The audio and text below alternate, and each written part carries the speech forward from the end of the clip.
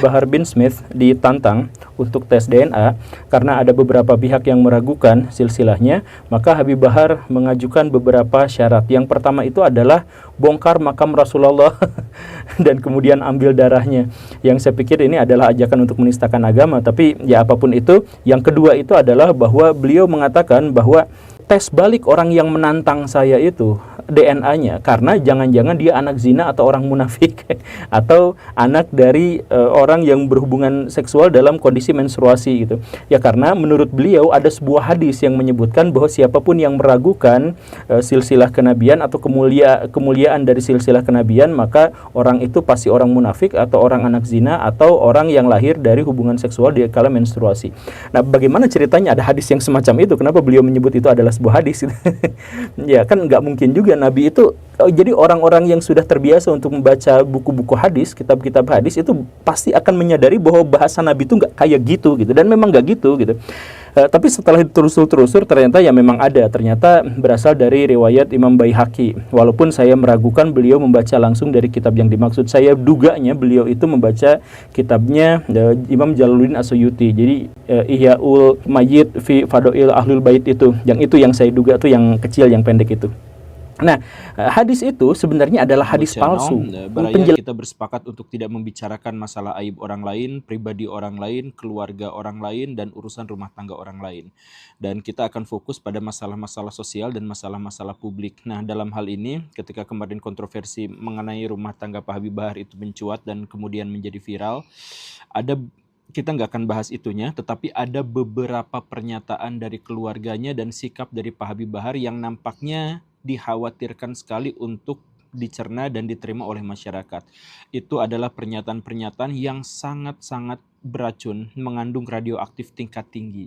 Jadi kita nampaknya harus memberikan penjelasan terkait dengan masalah-masalah itu agar orang-orang menjadi lebih paham dan tidak terjebak pada kejahatan. Justru sebaliknya, kalau ada orang yang sampai mengaku sebagai cucu Nabi, keturunan Nabi, atau orang yang suci dan sebagainya, kawal moralnya, kawal etikanya. Jangan sampai dia mempermalukan leluhurnya dan jangan sampai dia mempermalukan agama dan bangsanya. Bin Smith ditantang untuk tes DNA karena ada beberapa pihak yang meragukan silsilahnya, maka Habib Bahar mengajukan beberapa syarat. Yang pertama itu adalah bongkar makam Rasulullah dan kemudian ambil darahnya. Yang saya pikir ini adalah ajakan untuk menistakan agama, tapi ya apapun itu. Yang kedua itu adalah bahwa beliau mengatakan bahwa tes balik orang yang menantang saya itu DNA-nya, karena jangan-jangan dia anak zina atau orang munafik atau anak dari orang yang berhubungan seksual dalam kondisi menstruasi gitu. Ya karena menurut beliau ada sebuah hadis yang menyebutkan bahwa siapapun yang meragukan silsilah kenabian atau kemuliaan dari silsilah kenabian, maka orang itu pasti orang munafik atau orang anak zina atau orang yang lahir dari hubungan seksual di kala menstruasi. Nah, bagaimana ceritanya ada hadis yang semacam itu? Kenapa beliau menyebut itu adalah sebuah hadis? Ya kan nggak mungkin juga Nabi itu, jadi orang-orang yang sudah terbiasa untuk membaca buku-buku hadis, kitab-kitab hadis itu pasti akan menyadari bahwa bahasa Nabi itu nggak kayak gitu dan memang nggak gitu. Tapi setelah ditelusur ternyata ya memang ada, ternyata berasal dari riwayat Imam Baihaqi. Walaupun saya meragukan beliau membaca langsung dari kitab yang dimaksud, saya duganya beliau itu membaca kitabnya Imam Jalaluddin As-Suyuti. Jadi Ihyaul Mayyit fi Fadail Ahlul Bait itu yang saya duga tuh yang kecil, yang pendek itu. Nah, hadis itu sebenarnya adalah hadis palsu. Penjelasannya itu adalah yang pertama bahwa hadis itu ahad, gorib. Jadi hadisnya hanya diriwayatkan oleh satu orang, satu jalur, itu nggak ada yang lain, dan dari jalur itu putus-putus. Bahkan ada beberapa yang putusnya itu berurutan gitu. Yang dengan demikian secara sanad ini tidak mungkin bisa diterima sebagai hadis. Kalaupun mau diterima, ini adalah hadis doif gitu ya. Nah, ditambah lagi hadis ini secara kalimat, isinya, kontennya itu juga bermasalah, yaitu menyebutkan bahwa dia pasti anak zina gitu, atau kemungkinannya dia anak zina. Nah, dalam Islam itu menuduh orang lain berzina tanpa ada bukti dan tanpa ada saksi, itu salah satu dosa yang paling besar. Jadi nggak mungkin Nabi Muhammad mengatakan hal yang seperti itu tuh nggak mungkin. Nah, jadi secara sanadnya doif gitu ya, secara kontennya itu juga ternyata bermasalah. Jadi para ulama kemudian menyebut bahwa ini adalah hadis yang palsu. Ya, tapi bagaimana ceritanya hadis yang palsu ini digunakan untuk melindungi silsilah atau melindungi kemuliaan Habib Bahar? Lalu ada hadis palsu yang lain yang sering juga dilontarkan sama beliau, yaitu siapapun yang menolak Ahlul Bait atau siapapun yang membenci Ahlul Bait, dia termasuk orang Yahudi. Ini hadis palsu juga, Baraya. Jadi sebenarnya hadis ini diriwayatkan oleh Imam Tabrani, tetapi beliau sendiri menyebut bahwa ini adalah hadis doif. Dan setelah ditelusur-telusur oleh ulama-ulama yang lain, diketahui bahwa ini bukan hanya hadis palsu, tapi ini adalah hadis mungkar, hadis palsu gitu. Bukan hanya hadis doif, tapi hadis palsu, maaf. Nah, saya bukan seorang yang suka mendengar ceramah-ceramahnya Pak Habib Bahar bin Smith, tetapi dari sedikit ceramah yang saya ketahui, saya melihat begitu banyak hadis palsu yang dia ceritakan gitu, yang dia sebarkan. Kok bisa seperti ini? Dan yang lebih uniknya lagi adalah semua hadis-hadis palsu dan hadis-hadis doif yang beliau keluarkan itu adalah hadis yang berhubungan dengan hadis yang berhubungan dengan kemuliaan nasab dirinya gitu. Jadi semuanya itu adalah untuk membela dan mendukung nasab dirinya gitu. Nah, ini kan bermasalah. Jadi kalau misalkan saya jelasin, Baraya, orang-orang NU itu sering sekali menyampaikan hadis-hadis doif gitu. Tetapi biasanya hadis-hadis doif itu oleh orang NU digunakan untuk fadhil amal, untuk menyemangati kita dalam beribadah gitu. Dan mereka itu selalu mengatakan bahwa ini adalah hadis doif. Biasanya orang NU kan mengatakan, walaupun hadis ini doif, tapi nah ini penting, Baraya, karena apa? Karena menyampaikan hadis doif tanpa disebut hadis itu doif atau palsu, maka itu terlarang, benar-benar terlarang, tidak boleh dikatakan seperti itu. Karena berurusan dengan hadis itu berurusan dengan agama, kita nggak boleh main-main terkait dengan masalah yang seperti ini gitu. Nah, ini Habib Bahar tidak pernah menyebut status hadisnya, tidak pernah menyebut siapa perawinya, tapi langsung aja dilontarkan seperti itu, walaupun hadis yang dimaksud ternyata adalah hadis palsu. Satu hal yang harus digarisbawahi dalam hal ini adalah, Baraya, kalau kita menyebarkan hadis palsu itu sudah fix neraka, itu sudah fix, karena memang ada hadisnya yang menyebutkan seperti itu. Bahkan di zaman Umar itu sempat hampir memenggal Abu Hurairah karena Abu Hurairah itu kan salah satu perawi hadis yang paling terkemuka, dan hadisnya itu paling banyak di antara semuanya, sampai 4 kali lipat lebih banyak dari yang diriwayatkan oleh Aisyah dan 10 kali lipat dari yang diriwayatkan oleh Umar sendiri. Gimana ceritanya Abu Hurairah yang hidup hanya 4 tahun bersama Nabi tapi meriwayatkan hadis yang paling banyak gitu? Kenapa bisa seperti itu? Umar curiga pada waktu itu sampai mau menebas batang lehernya Abu Hurairah, tapi Abu Hurairah langsung mengatakan bahwa langsung mengeluarkan sebuah hadis, siapa yang berdusta atas namaku, atas nama Nabi Muhammad, maka siap-siap tempatnya itu ada di neraka. Nah, Umar langsung tidak jadi memenggal Abu Hurairah karena ternyata Abu Hurairah pun tahu hadis ini, sehingga Abu Hurairah tahu konsekuensi kalau mau menyebarkan hadis palsu gitu. Maka Umar tidak jadi gitu. Nah, dari situlah maka semua ulama bersepakat kalau misalkan ada hadis dan itu adalah hadis yang dicurigai palsu atau dicurigai doif, maka tidak boleh disampaikan, karena siapapun yang menyampaikan hadis palsu itu maka sudah pasti itu masuk neraka. Kan ceritanya seperti itu. Makanya orang-orang NU itu selalu bilang walaupun hadis ini doif gitu, selalu dikatakan seperti itu. Makanya Imam Mazhab, jadi Baraya gini, di antara Imam Mazhab fikih yang 4 itu ada satu yang paling irit dalam mengeluarkan hadis atau menggunakan hadis sebagai rujukan. Siapa itu? Imam Abu Hanifah. Jadi di antara imam-imam mazhab, salah satu yang paling senior, Abu Hanifah, justru yang paling sedikit menggunakan hadis. Beliau kemudian hanya menggunakan Quran, atau Quran itu ditafsirkan atau menggunakan logika, itu saja. Hadis sedikit sekali beliau gunakan. Kenapa seperti itu?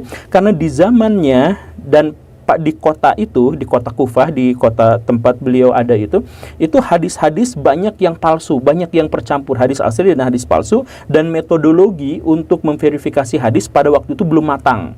Karena matangnya itu di zaman Syafi'i, di zaman satu generasi setelah, atau bukan satu generasi, karena Imam Abu Hanifah meninggal, Imam Syafi'i lahir gitu. Nah, Imam Syafi'i lahir, barulah matang di situ metodologi kritik hadis, sedangkan di zaman Abu Hanifah itu belum. Nah, karena itu, walaupun sudah banyak masuk pengetahuan Imam Abu Hanifah terhadap hadis itu sudah mencapai sekitar 800.000 hadis, tetapi beliau sedikit sekali menggunakan hadis. Lebih baik menggunakan akal. Karena apa? Karena mendingan pakai akal, pakai istihad, daripada menggunakan hadis kemudian ketahuan bahwa hadis itu adalah doif atau palsu gitu. Jadi mendingan pakai logika daripada pakai hadis palsu gitu. Itu udah jadi kesepakatan bersama para ulama di seluruh dunia gitu. Jadi nggak boleh kita Baraya itu menggunakan hal-hal yang semacam itu. Tapi ternyata Habib Bahar sering melontarkan hadis-hadis yang semacam itu dan tidak dijelaskan bahwa ini adalah hadis palsu atau hadis doif dan sebagainya, itu tidak dijelaskan, itu bermasalah. Dan selain itu, Habib Bahar juga sering mengeluarkan pernyataan-pernyataan yang memelintir pernyataan para ulama gitu. Di antaranya adalah berguru pada Habib terbodoh itu lebih utama daripada berguru pada 70 ulama. Waduh. Jadi ini sebenarnya sangat bermasalah dalam hal ya, perbandingannya aja udah salah gitu. Jadi ada dikotomis di situ antara alim ulama dengan keturunan Nabi gitu. Di situ aja udah jadi masalah. Tapi yang jadi lebih jadi masalah lagi kan sebenarnya ini adalah pernyataan yang anggaplah ya ini adalah pernyataan dari Ibnu Hajar Al-Haythami gitu ya. Anggaplah seperti itu. Tapi kan pernyataan ini sudah jelas-jelas melanggar Quran dan Sunnah. Jadi harus kita abaikan saja. Ini kenapa bagaimana ceritanya langsung disebutkan. Tapi apapun itu, sekali lagi saya selalu menekankan bahwa ucapannya tentang hadis, tentang ulama, tentang apa pasti berhubungannya itu dengan kemuliaan Habib gitu. Jadi pengen diangkat kehabibannya itu begitu. Atau misalkan kan beliau itu pernah disidang gara-gara menggebuki murid santrinya sendiri gitu. Kenapa murid santrinya digebukin? Alasannya itu adalah karena murid santrinya itu nyamar jadi Habib Bahar. Kemudian dia di pengadilan beliau mengatakan bahwa menurut Imam Malik, orang yang menyamar jadi Habib itu harus dipukuli, kemudian dipenjara lama sekali. Dia kan argumentasinya seperti itu. Ini kan sebenarnya pemelintiran terhadap pernyataan dari Imam Malik. Jadi sebenarnya Imam Malik itu pada waktu itu mengatakan seperti ini. Di zaman Imam Malik itu banyak pemberontakan terhadap pemerintah. Ya, memang pemerintah pada waktu itu zalim gitu ya. Banyak pemberontakan. Nah, di antara pemberontak itu ada yang memberontak kepada pemerintah mengatasnamakan dirinya itu adalah keturunan Nabi, padahal bukan. Nah, maka Imam Malik kemudian mengeluarkan sebuah fatwa bahwa siapapun yang bikin rusuh, siapapun yang memberontak pada pemerintah, siapapun yang memecah belah masyarakat dan dirinya ngaku sebagai keturunan Nabi, maka dia harus dipukuli kemudian dipenjara gitu. Jadi konteksnya itu seperti itu, bukan ada muridnya yang rambutnya dipirangin sama beliau, yang dipirangin kemudian nyamar, kemudian itu dipukulin, ya bukan gitu ceritanya. Tapi ya itu lagi-lagi itu dipelintir gitu untuk agar dirinya itu bisa terbebas pada waktu itu dari penjara, atau agar dirinya itu tidak besar, hukumannya tidak berat di penjara. Ini kan sebenarnya ya gimana lagi ya. Dan ditambah lagi beliau sering sekali bikin pernyataan-pernyataan yang menyalahi syariah. Di antaranya adalah misalkan ketemu sama Habib, cium tangan, cium kaki, bahkan ada yang sampai bersujud kepadanya. Itu kan benar-benar sebuah pelanggaran besar dalam Islam kan. Kemudian kalau berhadapan dengan beliau itu harus berjalan dengan lutut, kemudian tidak boleh membelakangi dan sebagainya. Saya katakan tidak ada satupun sahabat yang melakukan itu kepada Nabi, dan Nabi melarang para sahabat melakukan itu kepadanya gitu. Gak pernah ada cerita seperti itu. Yang ada itu adalah Nabi yang menghormati para sahabat. Jadi Nabi itu misalkan kalau ngobrol itu berhadapan langsung, tidak miring gini, tidak pernah apa, langsung dihadapkan gitu. Dan itu Nabi yang melakukannya, bukan para sahabat gitu. Jadi gak pernah Nabi minta kalau ada sahabat itu berjalan dengan dua kaki, dengan dua lutut ke arahnya gitu, terus tidak membelakangi, terus cium kaki dan sebagainya. Itu adalah ajaran Raja Thailand, bukan ajaran Nabi. Jadi jangan dikatakan bahwa itu adalah adab dari Islam. Itu Islam tidak mengenal hal-hal yang semacam itu gitu. Tapi ya ginilah Baraya, intinya ya, bahwa habaib itu ada, ya nggak tahu kalau yang di Indonesia, tapi habaib itu ada gitu ya. Dan habaib itu memang harus kita hormati karena memang memiliki silsilah kenabian. Tetapi harus digarisbawahi juga bahwa kita menghormatinya itu sebatas apa yang disarankan oleh syariah gitu.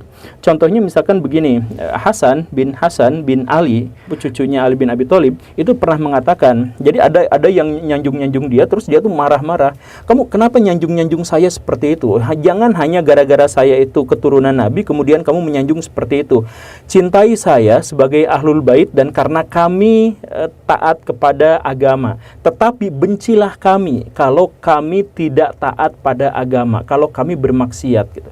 Jadi maksudnya apa? Ini kan sesepuhnya para habaib ya, cucu Ali. Nah, maksud dia itu adalah karena kalau misalkan seseorang itu melakukan kemaksiatan, ya dia maksiat saja. Tapi kalau keturunan Nabi melakukan kemaksiatan, maka maksiatnya itu double dosanya karena dia bermaksiat dan karena dia bawa-bawa nama Nabi, kan begitu. Makanya kata beliau, cintai kami sejauh kami mendukung syariah dan bencilah perbuatan-perbuatan kami kalau kami menyangkal syariah. Kan seperti itu. Itu penjelasannya tuh seperti itu. Jadi jangan dijadikan hanya gara-gara ini adalah silsilah kenabian dan sebagainya, kemudian lepas dari hukum, kemudian berhak untuk melakukan hal-hal yang semacam yang jahat-jahat dan sebagainya. Itu nggak boleh seperti itu gitu. Dan jangan juga dibelain. Jadi kalau misalkan ada habaib yang salah, ya tegur saja, karena bagaimanapun kesalahannya itu bisa berlipat ganda dosanya karena alasan-alasan yang tadi itu. Ingat Baraya, ketika menjadi Habib itu dia tidak maksum, dia tidak terbebas dari dosa, dia bisa curang, dia bisa jahat, dia bisa kafir bahkan. Dan banyak nabi-nabi yang keturunannya itu juga kafir, itu juga biasa, sudah diakui. Nah, yang paling penting kita hormati, tapi jangan pernah berikan kepada mereka privilege untuk urusan hukum, privilege untuk urusan-urusan yang lain. Ingat, jika Fatimah mencuri, maka Nabi sendiri yang akan memotong tangannya. Redaksi yang lebih panjang dari hadis itu adalah umat sebelum kalian itu hancur berantakan gara-gara apa? Ketika ada orang memiliki privilege tertentu karena orang dia mulia, karena orang itu apa? Ketika dia melakukan kemaksiatan dibiarkan, tapi kalau ada orang rendahan, orang bawah, orang miskin melakukan kemaksiatan, dia langsung dihukum. Itu adalah yang membuat sebuah bangsa itu menjadi hancur. Jadi kalau misalkan ada Habib melakukan tindakan kriminal, ya hukum saja. Kalau ada dia di antara mereka yang melanggar syariah, ya tegur saja. Tidak ada privilege untuk dia dilonggarkan dalam melakukan kemaksiatan, ya tidak ada seperti itu. Baraya, kita bersepakat untuk tidak membicarakan masalah aib orang lain, pribadi orang lain, keluarga orang lain, dan urusan rumah tangga orang lain. Dan kita akan fokus pada masalah-masalah sosial dan masalah-masalah publik. Nah, dalam hal ini, ketika kemarin kontroversi mengenai rumah tangga Pak Habib Bahar itu mencuat dan kemudian menjadi viral, kita nggak akan bahas itunya, tetapi ada beberapa pernyataan dari keluarganya dan sikap dari Pak Habib Bahar yang nampaknya dikhawatirkan sekali untuk dicerna dan diterima oleh masyarakat. Itu adalah pernyataan-pernyataan yang sangat-sangat beracun, mengandung radioaktif tingkat tinggi. Jadi kita nampaknya harus memberikan penjelasan terkait dengan masalah-masalah itu agar orang-orang menjadi lebih paham dan tidak terjebak pada kejahatan. Tapi satu hal yang ingin ditekankan di sini kepada Pak Habib Bahar, mohon dengarkan. Video ini dibuat beberapa jam setelah Pak Habib Bahar menghubungi seorang atau beberapa orang pakar media. Pakar media yang dimaksud itu adalah orang yang biasa mengalihkan isu, orang yang biasa memviralkan sesuatu, dan orang yang justru bisa menghentikan keviralan. Nah, di Indonesia profesi seperti ini sudah marak dan digunakan oleh partai politik, digunakan oleh politisi, pejabat, dan sebagainya dengan tarif yang cukup besar. Nah, Pak Habib Bahar itu kemarin menghubungi orang yang dimaksud itu. Minta, tolong saya sekarang diserang, bagaimana caranya untuk begini dan begitu dan sebagainya. Ya, jadi ada potensi bahwa keviralan Pak Habib Bahar ini akan segera redup, segera reda karena ada upaya-upaya untuk menyembunyikan ini. Tetapi saya ingin menekankan kepada Pak Habib bahwa kalau kontroversi ini disebabkan justru oleh pribadi Pak Habib, bukan gara-gara ini viral atau diviralkan oleh pihak tertentu gitu. Jadi Pak Habib tolong sadar diri bahwa selama Pak Habib muncul ke media, hampir tidak ada berita-berita positif yang berhubungan dengan Pak Habib. Pak Habib justru malah membawa nama Islam, membawa nama Nabi untuk terseret pada kontroversi yang menyakitkan dan mempermalukan kaum muslimin. Jadi mohon dipahami itu adalah hal pertama yang ingin saya sampaikan. Kemudian hal kedua yang ingin saya sampaikan kepada Pak Habib dan kepada para pendukungnya dan kepada Baraya semua adalah beberapa dekade yang lalu seorang seniman Sunda itu bikin sebuah lagu, judulnya adalah Jawara Kang Dul Sumbang gitu ya, bikin lagu judulnya Jawara. Intinya itu apa? Intinya dalam video itu beliau mengkritik ada seorang preman yang mengeluh-elukan kekuatan fisiknya, yang mengeluh-elukan rasa takut orang lain pada dirinya. Tetapi di sisi lain bahkan keluarganya tidak sanggup dia ayomi, bahkan keluarganya tidak sanggup dia nafkahi. Kata Pak Dul Sumbang, itu tuh adalah jawara banci. Jadi mereka tuh adalah laki-laki yang sama sekali tidak menunjukkan karakteristik kejantanan sebagai seorang laki-laki. Jadi teman-temannya segan padanya, musuh-musuhnya takut padanya, dan dia membranding dirinya sendiri sebagai orang yang kuat, orang yang pemberani, orang yang hebat, dan lain sebagainya. Tetapi terhadap keluarganya dia ingkar tanggung jawab. Kepada keluarganya dia bahkan tidak bisa memberikan nafkah yang layak dan memadai. Itu adalah laki-laki yang benar-benar memalukan. Kata Dul Sumbang, karakteristik kesejatian seorang laki-laki itu terletak pada bagaimana dia diterima oleh keluarganya, bukan bagaimana dia bisa mengintimidasi lawan-lawannya. Nafkah itu diberi oleh perjuangan, bukan dikembangkan oleh perep, oleh kepalan tangan. Itu maksudnya dari Kang Dul Sumbang itu. Saya pikir ini adalah pernyataan yang sangat relevan untuk Pak Habib Bahar. Karena Pak Habib Bahar dan istri-istrinya dan keluarganya justru malah melakukan pembelaan ketika Pak Habib Bahar gagal untuk memberikan nafkah batin dan lahir batin tentu saja kepada istrinya, justru malah ditanggapin bahwa ya wajar saja Habib kan sibuk, ya wajar saja Habib ini kan bukan hanya untuk istri-istrinya tetapi juga untuk jamaah, untuk umat dan sebagainya. Itu kacau luar biasa Baraya. Jadi satu hal, kata-kata dari Pak Habib Bahar yang benar-benar menyakitkan itu adalah ketika beliau mengatakan bahwa dirinya mencintai hanya istrinya saja dan kelak ketika menikah lagi pun Habib Bahar tidak akan mendasarkan pernikahan itu pada cinta. Pernikahan tidak didasarkan pada cinta dan itu direncanakan dan itu dimaklumkan oleh keluarganya. Ini benar-benar sebuah prinsip yang sangat-sangat bejat. Pak Habib Bahar biasa mengatakan kata-kata yang kasar, kancing coplok lah, kemudian bangsa lah, kemudian goptut lah, bahkan itu kepada presiden sekalipun. Tapi kata yang paling menyakitkan itu adalah ketika beliau secara demonstratif dan secara sadar dan bangga mengatakan bahwa kalaupun dirinya menikah lagi, itu pernikahannya tidak didasarkan pada cinta. Dan benar saja dia menipu seseorang, menipu perempuan yang katanya dicintai dan lain sebagainya dan katanya akan menceraikan istrinya dan seterusnya dengan berbagai penipuan dan kegombalan itu. Tapi kemudian belakangan terbukti kata-katanya bahwa dia tidak menikahi berdasarkan cinta. Jadi Baraya, saya ingin menjelaskan sedikit dan tolong berempatilah. Banyak perempuan yang lebih mendambakan kehangatan cinta kasih dari pasangannya daripada kemewahan. Kenapa seperti itu? Karena ketika menjadi seorang perempuan yang menikah, dia itu telah mengorbankan banyak sekali hal. Coba Baraya lihat, ada perempuan-perempuan yang begitu cantiknya, begitu cerianya, begitu imutnya, dan begitu berharganya. Lalu setelah dia menikah, kecantikannya pudar, dia menjadi gendut, menjadi kusam. Karena apa? Dia berkorban. Dia berkorban dari yang awalnya itu bersuka cita dengan keremajaan, berubah menjadi cucian dan jemuran. Dia mengorbankan dirinya untuk bisa melayani suaminya, untuk bisa melahirkan dan membesarkan anak-anaknya. Itu adalah pengorbanan yang besar. Baraya sendiri banyak, itu menjadi sebuah fenomena antara gadis remaja menjadi emak-emak, itu perubahannya radikal, perubahannya besar. Karena apa? Karena mereka semua berkorban untuk keluarganya. Mereka berharga, mereka diciutin sama cowok-cowok, banyak orang yang mendekati dan sebagainya. Para wanita itu mendapatkan penghargaan ketika mereka belum menikah. Dan setelah menikah, semua penghargaan itu surut. Tidak ada laki-laki yang mencoba mendekatinya karena sudah menikah. Tidak ada lagi orang yang mencoba menghargai kecantikannya secara terbuka karena dia sudah menikah. Tetapi suaminya sendiri yang mengambil penghargaan itu tidak menghargainya, itu meremehkannya, itu saya kesini hanya untuk melakukan aktivitas seksual, melampiaskannya dan kemudian saya pergi lagi, saya akan nafkahi kamu segini dan segini, ditransfer segini-segini, tapi tidak hadir bersamanya.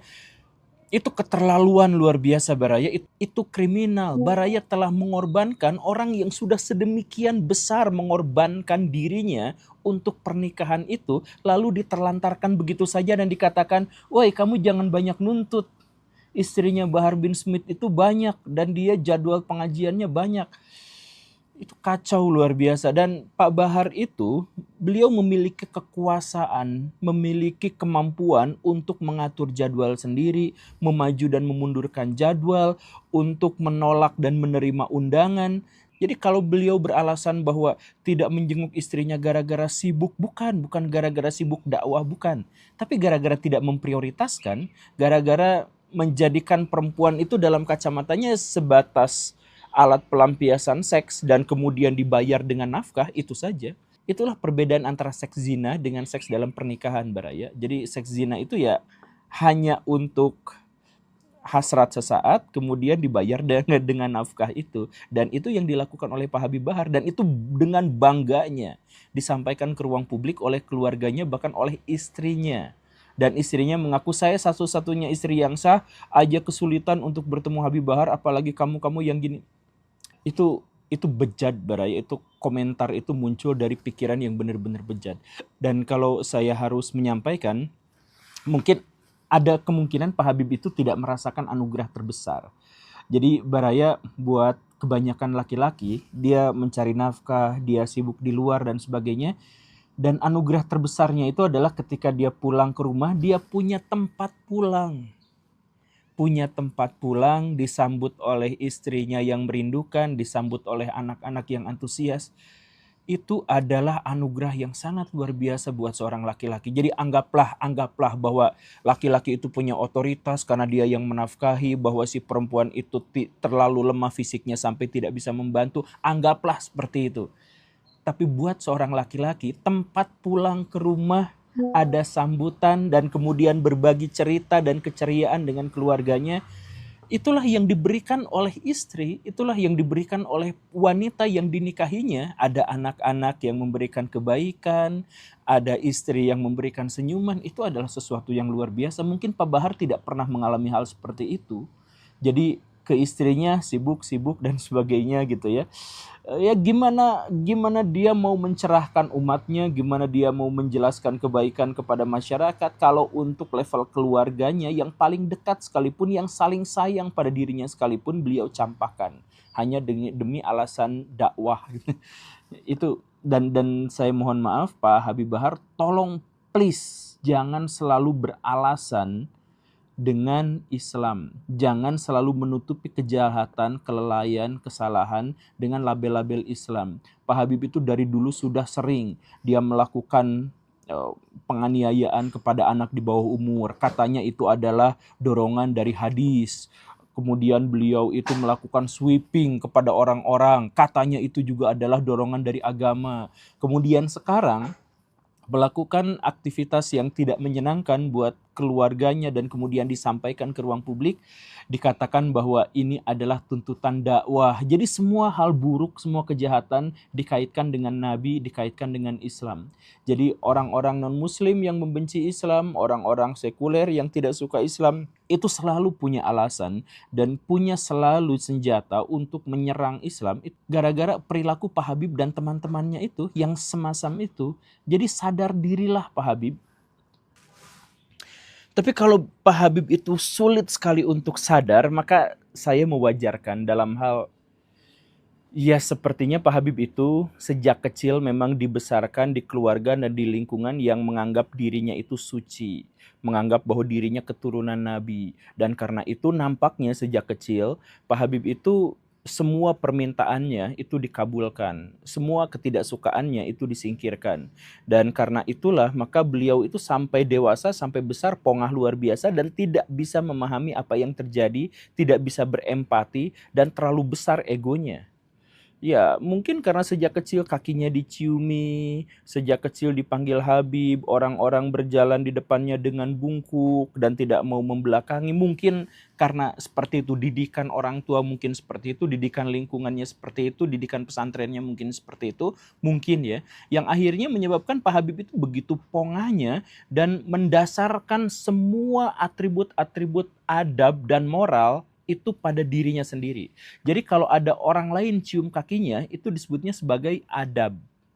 Tetapi ketika dia melakukan persekusi kepada pihak lain, itu pun masih disebut sebagai adab. Jadi adab itu adalah semua hal yang berhubungan dengan dirinya dan untuk kepentingan dirinya saja.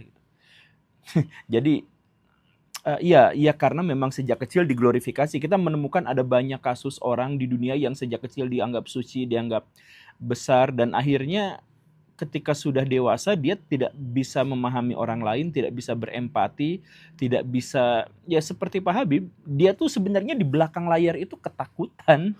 Dia sampai minta bantuan sama ahli media gitu untuk meredam masalah-masalah ini, kan dia ketakutan, tapi di luar dia kelihatan congkak dan sebagainya. Dia nggak ngerti bahwa kontroversi selama ini yang diarahkan padanya itu tidak terkait dengan masalah-masalah luar, tidak terkait dengan konspirasi, ada penembakan dan sebagainya, bukan. Tapi gara-gara dirinya memang sangat-sangat kontroversial dalam hal beliau itu selalu memberikan contoh yang begitu buruknya kepada masyarakat atas nama Islam. Ini ada kucing. Nah ini kucing pun dia tahu adab. jadi Baraya ini kita mungkin tidak bisa menyalahkan Pak Habib Bahar sepenuhnya karena memang perilakunya, tapi kita mungkin bisa menyadarkan para pengikutnya. para pengikut Pak Habib Bahar, tolong jangan hanya gara-gara beliau mengklaim keturunan Nabi, jangan hanya gara-gara beliau mengklaim sebagai ulama, kemudian kita ikutin semua kemauannya dan kemudian kita layani semua kebutuhannya, bahkan kebutuhan-kebutuhan yang penuh dengan kemaksiatan. Ya Meng ya. Justru sebaliknya, kalau ada orang yang sampai mengaku sebagai cucu Nabi, keturunan Nabi, atau orang yang suci dan sebagainya, kawal moralnya, kawal etikanya. Jangan sampai dia mempermalukan leluhurnya, dan jangan sampai dia mempermalukan agama dan bangsanya.